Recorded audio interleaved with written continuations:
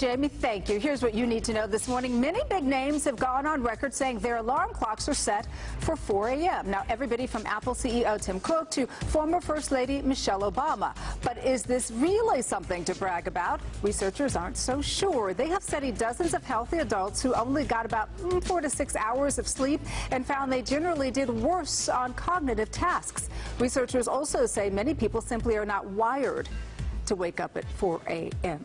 I will say that the before or after pictures of people who work the morning shift like us, it's not pretty, my friend. Oh, my goodness gracious. Okay. Rough on the system. It's rough, it is.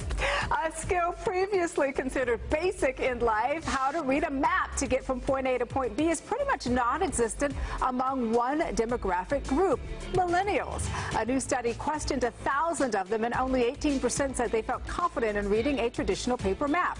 1 in 7 say they've never even tried, Bob, to read a map. You were from San Francisco. Yes. Did you ever have one of those thick, well, you probably weren't driving back then, but when I lived in L.A., you had that big, thick, because the map is just too big. Oh, so yes. Every little page you had to find where they connected. No, I just had make just your the way one through. page, the big map, but I literally really love reading maps. I think they call it the Thomas Guide or something like that. That's how you get through. Well, these days they wouldn't even know what that is. I know, right?